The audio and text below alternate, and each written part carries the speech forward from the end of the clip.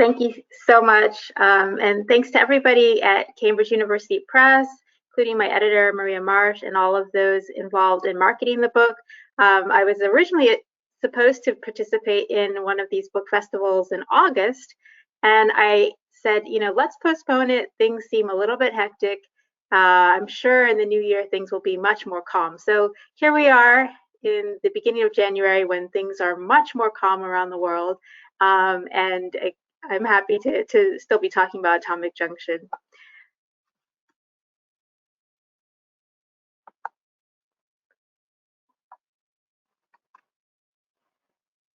All right, so join me. Let's go over to Atomic Junction and turn onto the Haatso-Atomic Road, which leads to the offices of the Ghana Atomic Energy Commission, or GAEC. Drivers of minibuses whiz by announcing their destination. Atomic, atomic, atomic, atomic down. Local entrepreneurs have added atomic to the names of the pharmacy, clinic, gas station, and other businesses in this fast-growing area. And slowly, the adjective atomic has become a geographic designator for an emerging suburb, evoking the dawn of an African nuclear age. Ghana's first president, Kwame Nkrumah, had once hoped to install a Soviet-sponsored nuclear reactor on lands acquired near the village of Kwabenya in 1963. And at that point, this area was fairly rural and about an hour's journey from the capital city at the coast at Accra. However, the reactor project faltered after Nkrumah lost political power in a coup d'etat just 3 years later. Ghanaian scientists, however, continued to live and work on the large GAEC campus. In 1994, they obtained the GAR-1, Ghana Research Reactor Number 1, from the Chinese government for research purposes. So in my remarks today, I'll trace the story of Ghana's efforts to bring a nuclear reactor to Kwabenya. This is the story of how society shapes scientific endeavors and how technological shifts impact politics. And it's the unlikely tale of the making of a nuclear neighborhood on the west coast of Africa and the disenfranchisement of some for the sake of science. I would add that I first became interested in learning about the history of GAEC when I spent a summer living in a neighborhood quite near to the grounds. You can see from the main road some of the vestiges of the Nkrumah era as pictured here, including the cooling towers and the old reactor building, both of which are not in use. But this has led to quite a bit of confusion in the surrounding areas, as we'll see. My book builds on post-colonial science studies, including E.T. Abraham's India and the Making of the Atomic Bomb, and Feroz Hassan Khan's Eating Grass, the Making of the Pakistani Bomb. My book also takes cues from Gabriel Hecht's important study of African uranium mining. But here I'm concerned with Africans as scientists, orchestrating nuclear reactions themselves, not merely suppliers of nuclear materials for the West.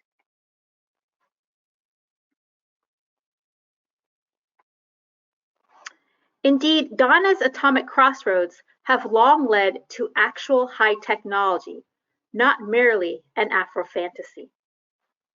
So I was finishing this up right when Black Panther came out, and I was struck by the sense in which Afrofuturity is something forward-looking. And in fact, you can find an Afrofuturistic past, as we can see in the case of Atomic Junction. African nuclear desires are a further example of what Alondra Nelson terms African diasporic technophilia. For the past 2 decades, I've been studying the relationships between scientists and non-scientists in African countries. I think you can see my camera. This is my first book, Bitter Roots, The Search for Healing Plants in Africa. And here I was looking at the drug discovery from plants and some of the laboratory activities in African settings. And now I'm looking at nuclear technologies, including radioisotopes and atomic energy. Here again, we witness a long-standing rift between those with lab coats and those without in an African setting.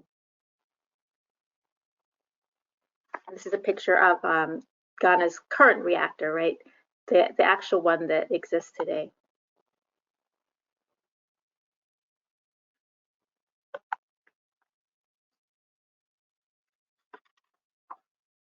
So when did Ghana's nuclear age begin? And I would stress that Atomic Junction is really focused on the history of nuclear relations in Ghana, with gestures to what was happening in other parts of Africa during the period. So first, in my oral history research, many people at the Ghana Atomic Energy Commission commonly expressed to me that the dream of importing a reactor began with Kwame Nkrumah. And Kwame Nkrumah could imagine a time in the future when there would be science cities for Ghana. At the laying of the foundation stone for the reactor in 1963, he explained, "Let me say that in the age of science and technology, in this age of atomic revolution, neither Ghana nor Africa can afford to lag behind other nations or to ignore the scientific developments of our time. We make our start from the great body of scientific and technological attainment, which is the common heritage of mankind. Beginning so loftily as we do, there is no reason for us to be timid in joining the forward march of knowledge." With Nkrumah, they visualized how the reactor would form the center of a science city for Ghana, from which scientists would guide research teams seeking innovative solutions to industrial questions in the new nation. And this is a story that is really quite common among the staff at GAEC, including Professor Amwasi, who has written several historical accounts of Ghana Atomic Energy Commission, which were quite useful and helpful in the beginning of my research.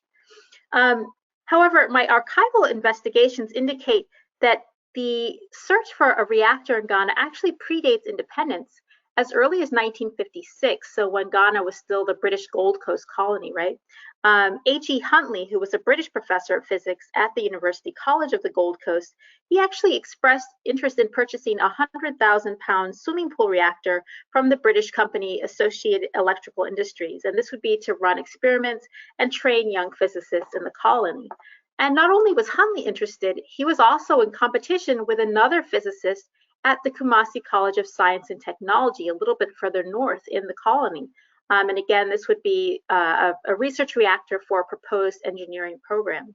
The Secretary of Development of the Gold Coast colony was quite keen, and he requested that his colony, quote, get a tentative place in the queue for export of fissionable material. Now, on the eve of independence, it's not too surprising that these requests did fall through, and the Gold Coast colony was not able to install a reactor before Nkrumah took over the reins. However, there was a precedent for a reactor being placed in an African colony. For example, in Congo, what became Zaire and is now Democratic Republic of Congo, the U.S. sponsored the siting of a reactor through the Atoms for Peace program. And this was, in a sense, a thank you gift, right? Because the uranium used in the bomb attacks over Japan had been secured from mines in the Congo. So it was plausible that you could have a small research reactor in the Gold Coast colony. And by 1956-57, you're starting to see a proliferation of research reactors around the world. So why not in the Gold Coast colony? Owning the atom then became a central part of African independence.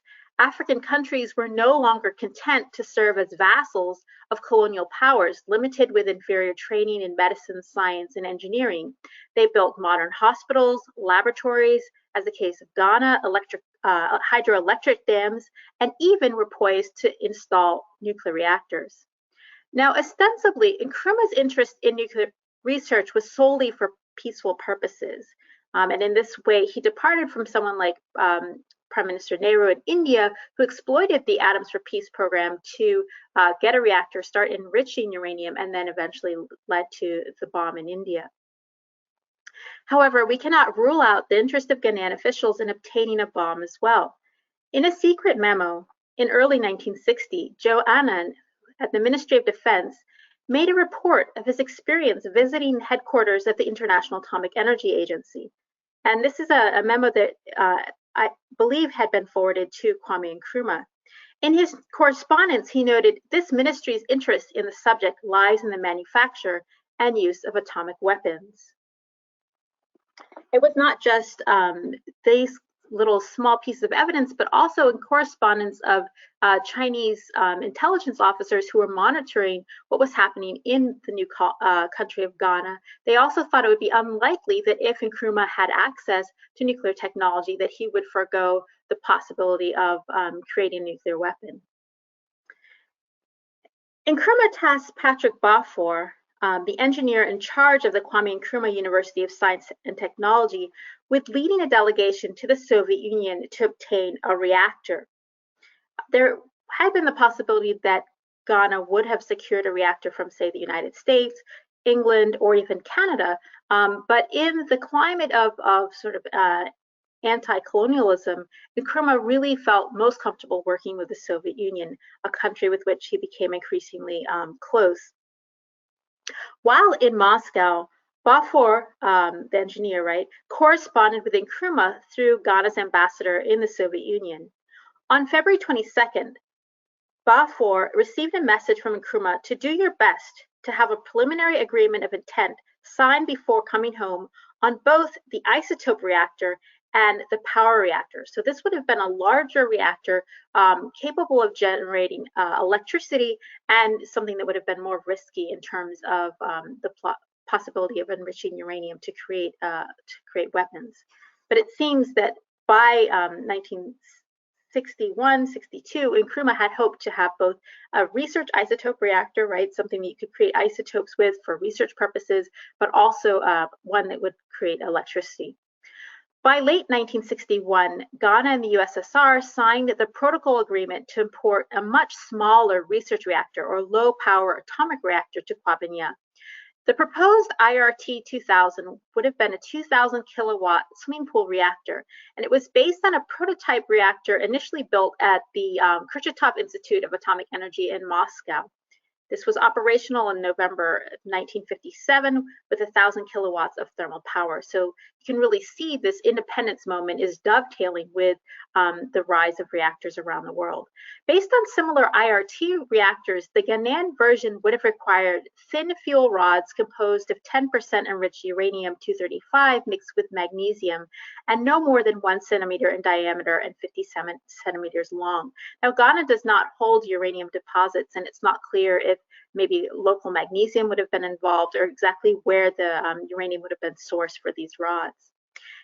In order to man the reactor, Ghana negotiated training for students in the Soviet Union, and these included the very Reverend Professor Garbra, who was one of the individuals, one of the few individuals at Independence with tertiary physics training.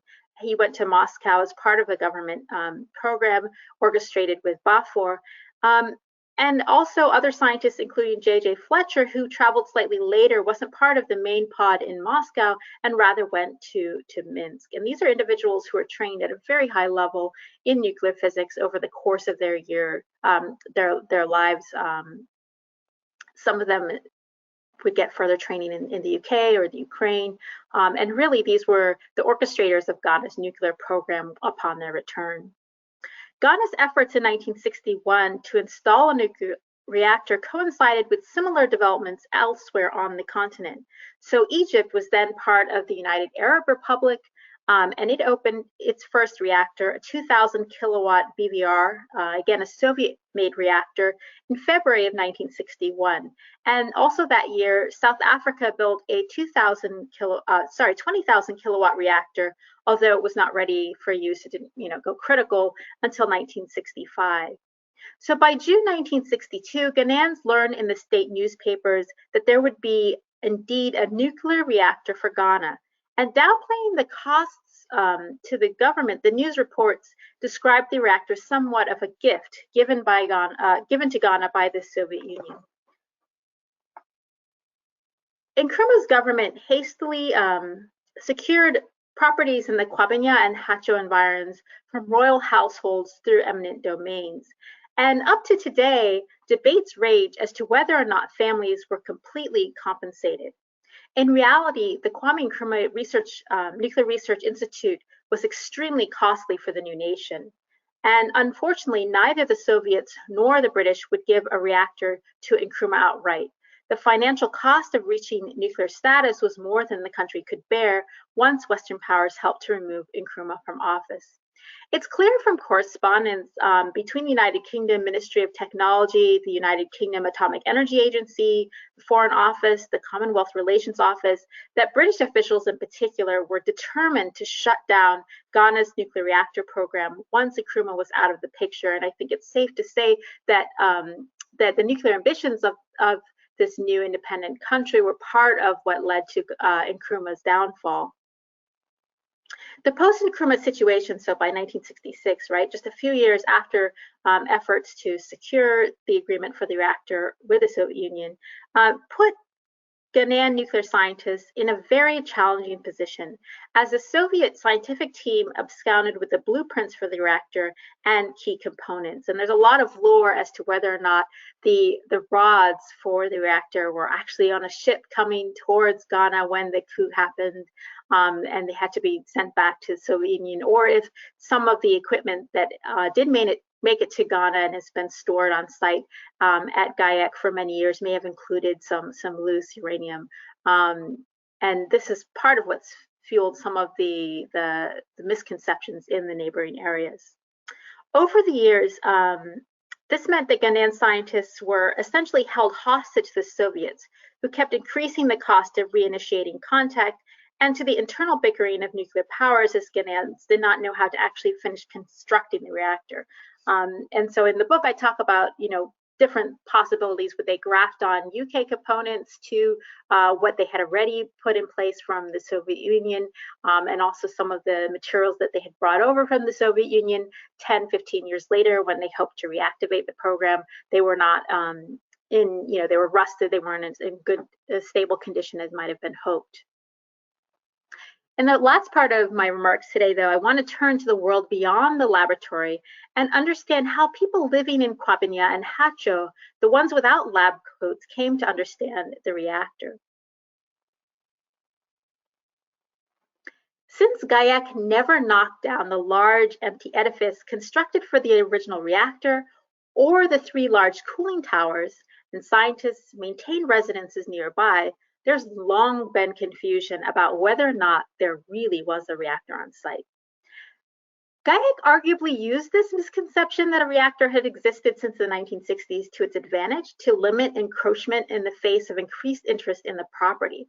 In fact, in 1973, when a new military regime decided to begin funding GAEC again, the government purposely left the structures intact. Quote, "Any modifications to the buildings which are found to be necessary should be carried out in such a way as to preserve those existing features which are essential for a reactor, so that they would be available when the country is in a position to afford a reactor." So there was nothing inside of these buildings, and they were left up. And so a lot of people just assumed there had always been a reactor there. The oral testimony of royal families in the village of Kwabenya, whose lands were among those Nkrumah's government expropriated through eminent domain, conveys this belief that GAEC has long hosted a reactor. According to Ni Akrade Anan Oti II, who at the time when I was doing these interviews was the acting chief of Kwabenya and head of the Opoku family, the village of Kwabenya was founded by his great-grandfather, Ni Abe Okain, a farmer and hunter in the area. According to Oti's advisor at that time, Ni Tetekomi II, Okain founded the town with the uncle of Ni Odai and Tao in the view of Opoku Mountain. And this is where the Ashanti priest Okomfo Anochi secured his legendary powers at his shrine. Now, Oti explained his conviction that the reactor had been on site since the 1960s. So I asked, but how long have they actually had a reactor there? And Oti explained, it was acquired in 1962. And I said, but since those days, has there really been a reactor there? And Oti, who was joined by others in the room, said, oh yes, that is what they're using for their research purposes, and they have a university on there. Now, similarly, elders in the town of Haatso, just east of the GAEX campus, explained to me that Atomic Energy Commission came in after Nkrumah, acquired lands in all these areas to establish atomic energy. And somewhere around 1970s, they explained, they came and erected the reactor. Up till now, it is there. As long-term residents, they recalled how GAEC representatives during the Nkrumah era advised them to relocate the village to the other side of a nearby river to avoid exposure to radiation. And so they were pushed more over to the eastern side. So For the Ghana Atomic Energy Commission, I argue in this book, the possibility of a nuclear reactor on their grounds afforded them a form of local authority, or what we might term nuclear power in a political sense. It wasn't until 1990 that GAIEC submitted a request for a nuclear reactor through the International Atomic Energy Agency's Technical Cooperation Program.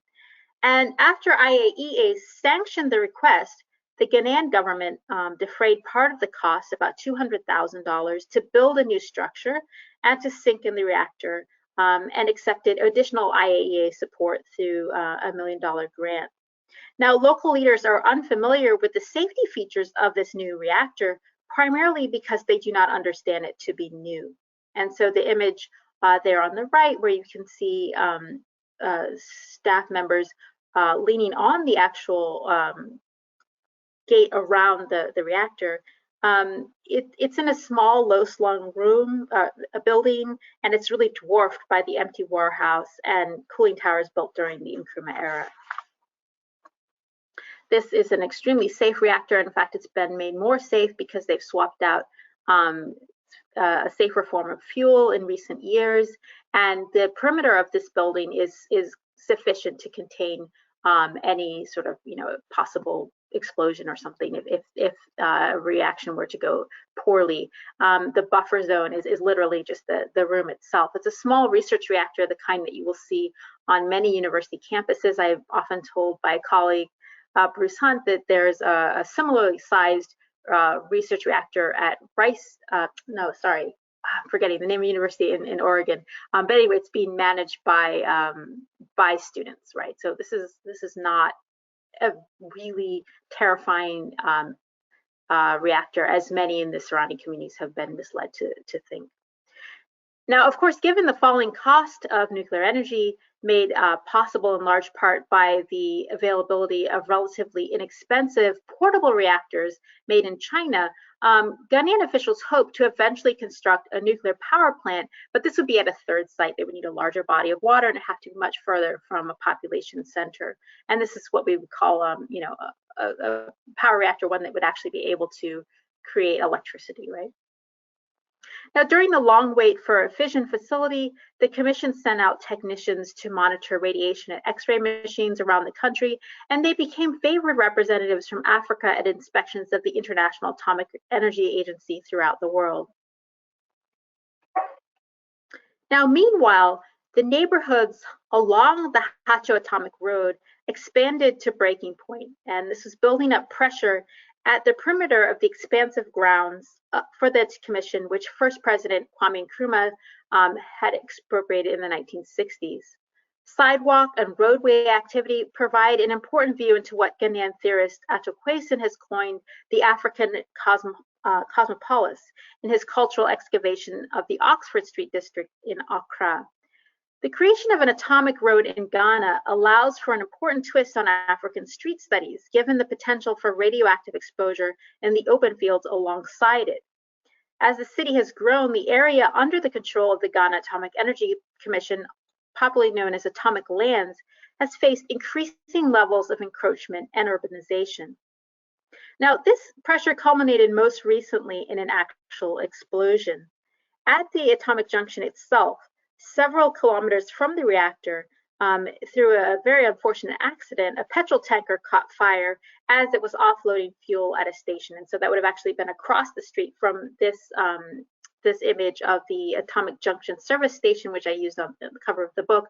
There was a oil filling station on the other side of the street next to a cooking gas station, right?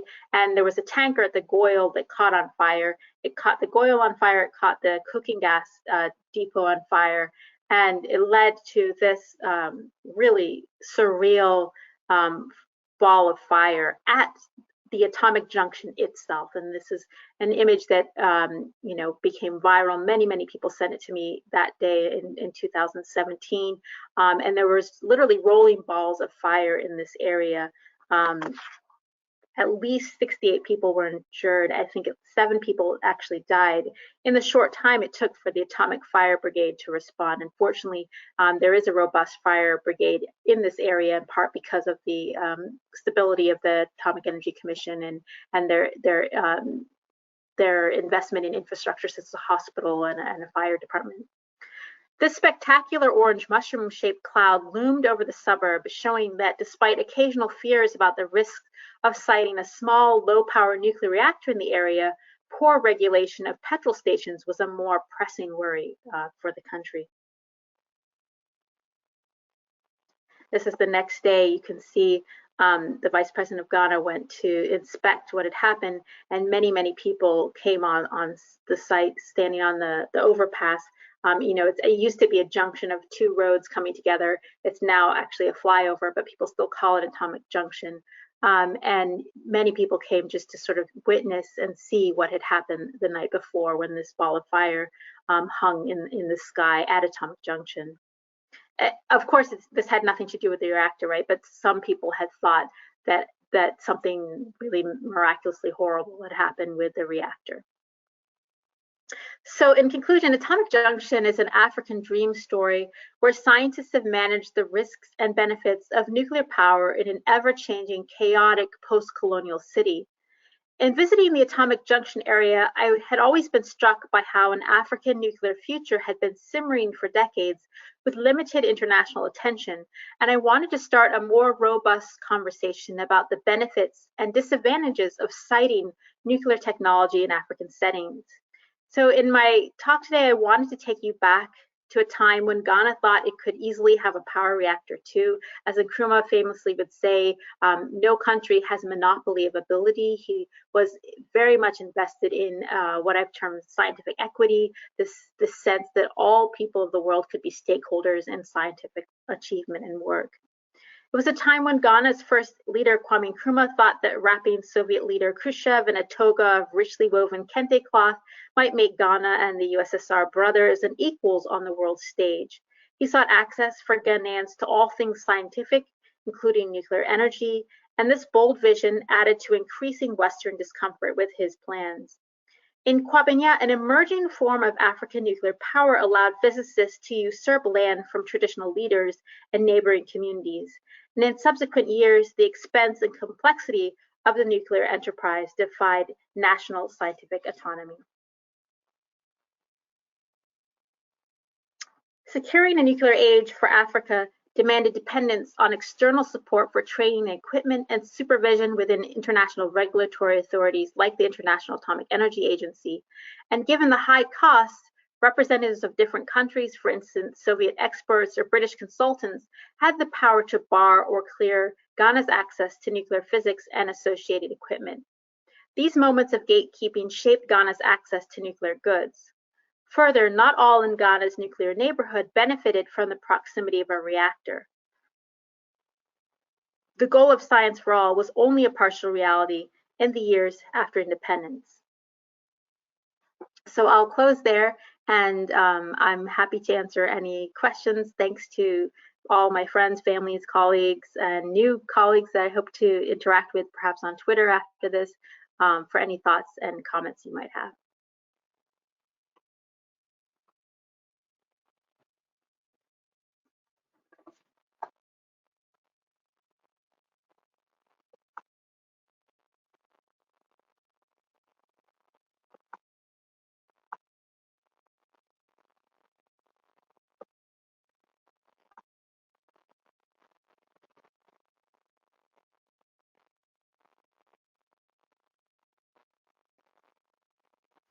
This is actually a really interesting question. How does Ghana's current leadership and scientific community's approach to the COVID pandemic compare to the Nkrumah's administrative efforts to make science and technology equitable?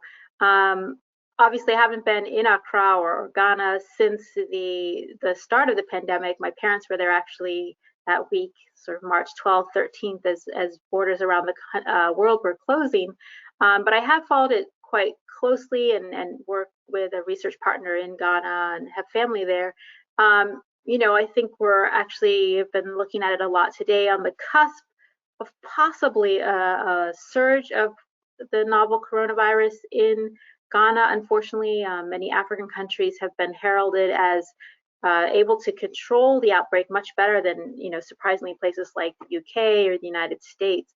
And in this sense, I would say that there has been quite sort of rapid adoption of new scientific information by the now re-elected president Nana Addo in Ghana. The mandate to have the entire country wear masks by this summer. First it started in metropolitan areas such as Kumasi and Accra. To push this out across the country and to have fairly robust campaigns to show people wearing masks on national TV, to have posters come up, is something that I think could map onto an eagerness and interest in being kind of at the forefront of scientific work. The Noguchi Memorial Institute, which has been funded over the years by a partnership with Japan. Noguchi was a Japanese researcher who was doing yellow fever work in Ghana, or Gold Coast then, and was then able to, he died in Ghana and created this relationship with Japan for many years. The medical research center there has been able to do a lot of the testing for COVID. And so in that sense, I think it maps onto a longer history of laboratory availability in Ghana, which some countries may not have had as much access to reliable, technical staff to even run the initial COVID tests. I think at the beginning, maybe 30,000 people were tested and traced in the initial weeks of the outbreak, and this has been heralded as important to staving off some of the outbreak. But again, we can't clap ourselves on the back, and I think that even as we saw with the Atomic Junction area, you could have very high-level scientific expertise and interest in creating robust policies, but on the ground, the realities of the situation is that there's an uneven terrain and not everybody's getting tested, maybe who needs to be tested. But like touch wood, hopefully we're not going to have the catastrophic numbers like maybe we saw in Ecuador that have always been feared. That's a good question, though. I really like that.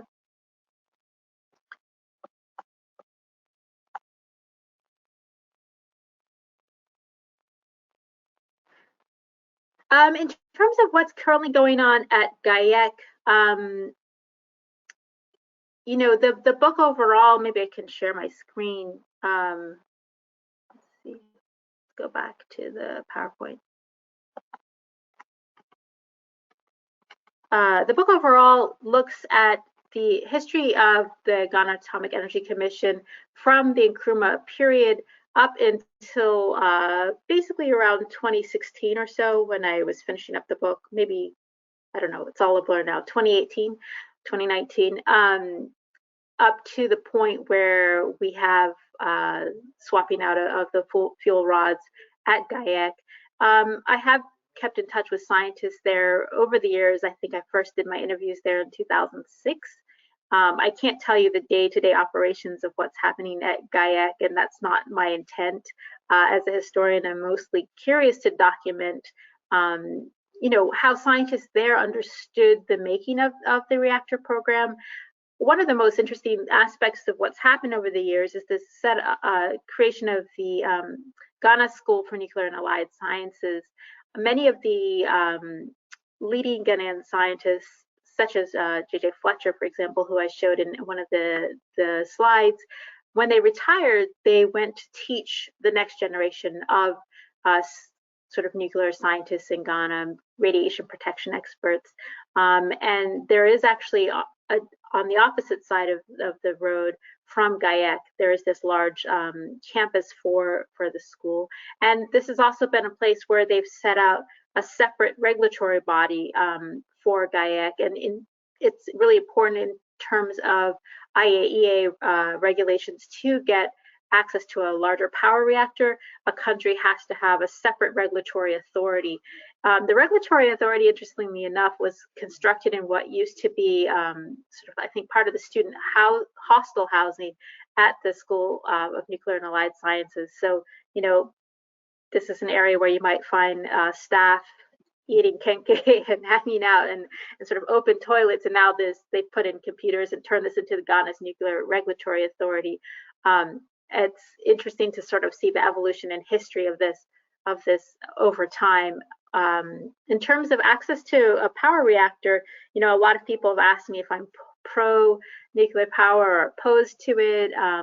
As a historian, I would say I'm mostly interested in documenting, and I have a number of reservations. As I said, the risks of a nuclear neighborhood where we can't even control, land disputes or access to proper installation of gas stations.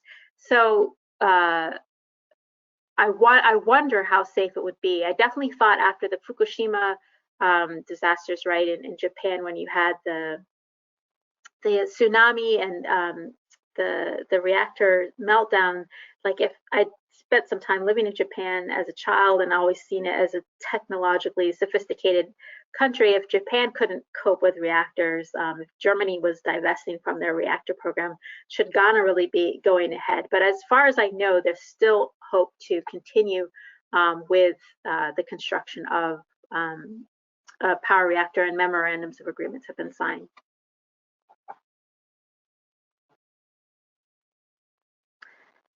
Do I believe Nkrumah's nuclear proliferation goals contributed to his ousting? Yes, I think the audacity to set up a nuclear program in Ghana was definitely something that diplomatic reports suggest that Western powers were wary of, and I do discuss that in the book, in the chapter 4, I think, about the quest to get a fission facility. When I started this project, I thought it would be really challenging to get documentation about Ghana's nuclear program. But what I found is that, surprisingly, a lot of the documents are still housed in the National Archives in Ghana at Prad, the Public Records Archive and Administration Department. And there are also a lot of documents that were available in British memos that are housed in the UK at the Public Record Office, as well as documents in sort of the several other sites in Europe, including Vienna with the IAEA. And my sense is that maybe the big people would not think that some of these documents had been saved. For example, the Joannan's memo that his office was interested as the Ministry of Defense in possible weapons. I mean, I was really surprised when I found that document. That it was just lying there public and open. And then I think the little people were too afraid to destroy documents. And given the fact that at this time in like the early 60s, the British didn't have much knowledge of, say, Soviet nuclear design. The US was interested in Soviet reactor design. Ghana became this opportunity to sort of spy on what was happening in the Soviet Union, right? A lot of the parts for this fission facility had been brought into the country by 1966, and it was possible to open up these boxes, to have inspectors come in and kind of reverse engineer what would have been going on in the Soviet Union.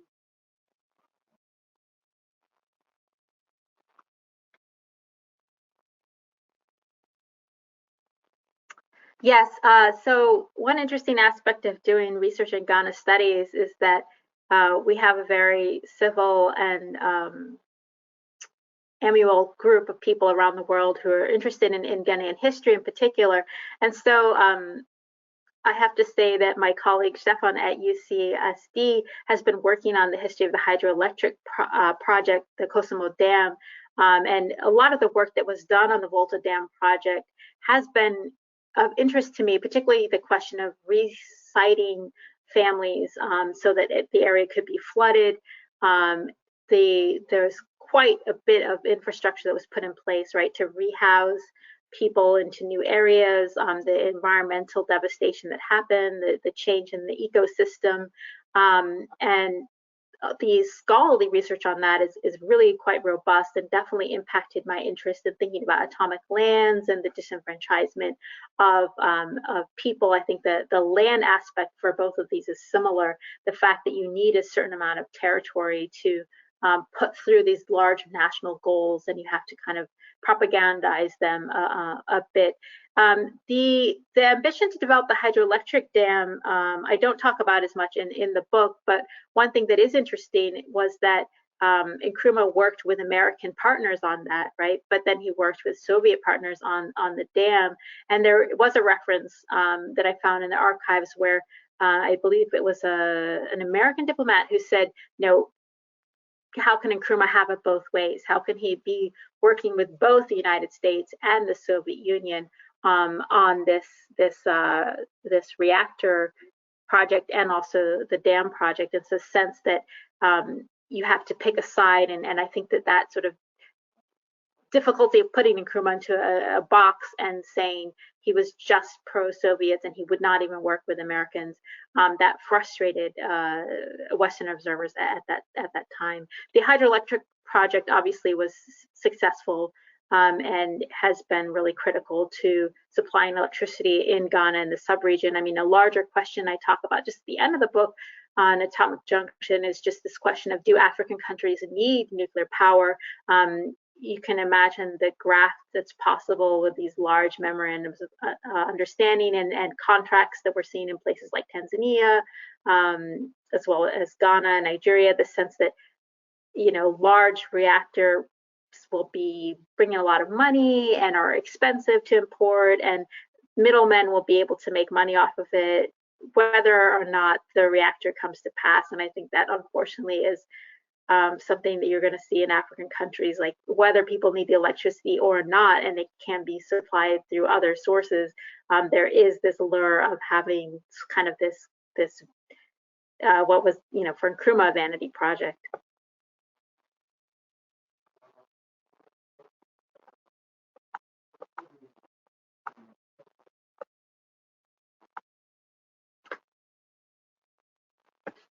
Yeah, so I am trained as a historian of medicine, and I also teach, I teach history of medicine classes, and I'm affiliated with the medical school here at University of Texas, Austin. So I did spend time looking at relationships with the medical school, and in my chapter on radiation protection, I look at sort of the history of radiation protection in Ghana, from X-rays, X-ray machines imported since the 1960s. The Ghana School of Nuclear and Allied Sciences does sponsor research projects with students, some of whom are also affiliated with the medical school. So I interviewed professors at the medical school who have been involved in helping students, whether learning more about X-rays and protection around all the different sites in Ghana that can provide radiation. There's a cancer center, so there's some interest too in doing research there. But the GAEC, one of the major roles that they played in, like, say, the early days, maybe 70s and 80s, was actually radiation protection and obtaining the badges that X-ray technicians would wear to monitor them, to see that levels of exposure were adequate and not above danger levels. So there's always been sort of this conduit and back and forth of just even the badges over time, and I trace that in a chapter towards the end of the book.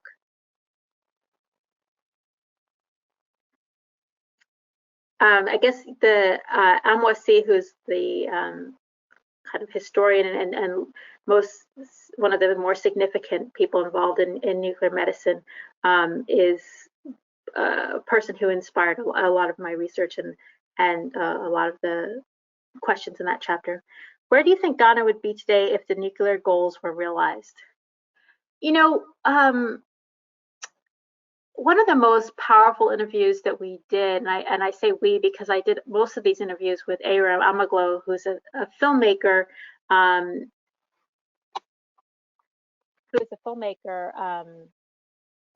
in Ghana, and documented the visual side of much of this research.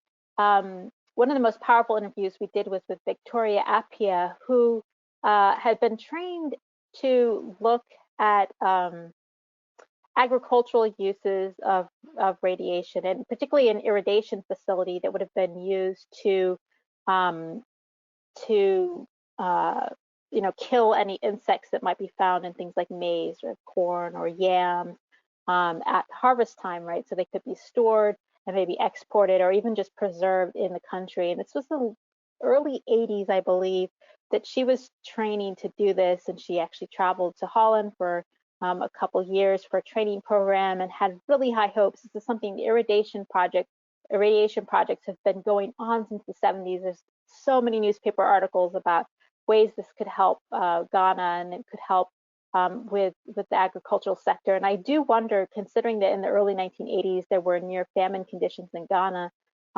what could have happened in terms of some of the harvests, preserving harvests with nuclear technology. And those are the things actually that I struggle with more, just the fact that you had such highly trained scientists and were not able to get in place the devices that were needed, the materials that were needed. The reactor project, it really, if you look at the history of these reactors, there are about maybe 6 attempts to bring in a reactor since 1956. And each time it's just so close. Like, why Congo? Why not Ghana? Why, Egypt? Why not Ghana? Why South Africa? Why not Ghana? And it's you can see how it was maddening for the scientists involved for all of these years. The fact that the reactor building was constructed, the cooling towers were there, the boxes were there. They just needed to drop in the rods, but they couldn't get anybody to help them drop them in. And these efforts to import reactors, whether through partners in Germany or England, they continued for year after year after year. And it was really in the early 1980s with the 3 Mile Island disaster in the US, which was a meltdown of a reactor in Pennsylvania, that people were in, say, the United States were really disinterested in helping a country like Ghana get a reactor. It's also corresponded with a time in Ghana that was politically unstable, and there was a coup d'etat in 1981. And I think in the perception of Ghanaians telling me about the history of this, it's more that Ghana couldn't get its political act together, but it was also a technological question in the sense that these larger, more cumbersome reactors were expensive and hard to install. So it was more in the 1990s, getting into the 2000s, where you have these smaller, more portable reactors being made in China off of like a Canadian prototype that was possible for Ghana to get this technological toy that people had wanted for so many years. And it wasn't these huge buildings and huge towers. It was actually something fairly small and flexible. I think if Ghana had gotten a reactor, the one that was based off of the Krushchev reactor in Moscow in the 1960s, I mean, God help us, I'm not convinced that technology was very stable, and that siting it in Kwabenya would have been such a good idea. I understand the frustration of the scientists over time, but having a more modern, smaller reactor in Ghana this time, I don't think is a bad thing. But I think, if Ghana had been able to develop a bomb, for example, it's pretty clear from my interviews with scientists who would have been able to create the know-how for that in Ghana, and they were, quickly pirated to go work at high-level positions in the IAEA. Many of them spoke off record to me. There was just no chance that that was going to happen with international observers. But, I think that part of what makes this research so compelling to me is the power of nuclear technology and access, and the ways that countries are viewed on the world stage when they do have access to nuclear know-how. I don't think it's over yet. I can definitely see, conflicts between, say, Ghana and Nigeria at some point on par with what you see between India and Pakistan. How are we on time? Are we got more questions? Oh yeah, okay.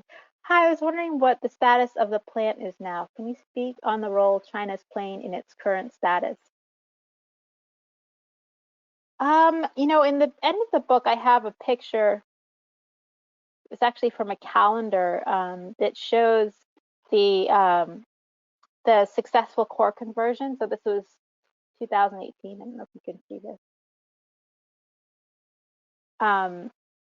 One of the things that interested me most in the research project, so these were done with the Chinese ambassador to Ghana,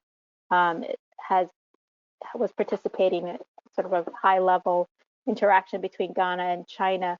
And I think that the core conversion, it was a sign that the reactor would still be usable, that the fuel wouldn't have expired over time, because there's a question of if the fuel had basically been used up and was the reactor even active. I haven't been in the reactor room for a while, and I don't know, and I don't think I'm party to all of that information. But I mean, one thing I did notice was interesting is that a lot of the manuals were in Chinese for the reactor, and also some of the large X-ray machines that are used at the port, and that this was perhaps a bit confusing for the people who were involved in using and managing them. So kind of this set question of, is technology transferable across countries, and how does language and culture impact that, is something that I think we could explore further. One other thing to say about the relationships between China and Ghana and this reactor, ironically, an earlier conflict before the explosion at Atomic Junction had been over land that had been resold on the perimeter of the reactor complex to NN9 International, which was a company partly owned by Chinese investors, and they were building casinos, huge business park in the Kwame Nkrumah area, right next to the reactor complex, and this led to the stepping down of one of the directors of the Ghana Atomic Energy Commission, because he and his staff actually set fire to this construction site. And I thought that was really ironic, the sense that there had been this relationship between China and Ghana, in the sense that it was possible to install a reactor through Chinese support, but then the commercial interests of Chinese investors were then undermining the authority of the Ghana Atomic Energy Commission, and their ability to maintain the land there.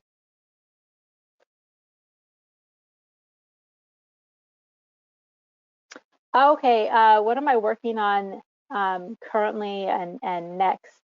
So I continue to be interested in the relationships between technological experts, scientific experts, and non-experts, especially in African countries and settings. And I have been long interested in the roles of traditional healers, lay healers within this landscape. So I have an ongoing project about maternal health that I'm continuing to work on. I've been looking, as I mentioned earlier, at coronavirus in West Africa subregion, and kind of ways that governments have been responding. So right now, that's what I've been working on in terms of this socially distanced moment when it's hard to travel. But I think once we're all vaccinated and hopefully have COVID a bit more under control, it will just be so exciting to travel and do research and talk to folks and see where we're at. I initially had hoped to have chapters in the Atomic Junction book on Nigeria and Congo and their nuclear programs.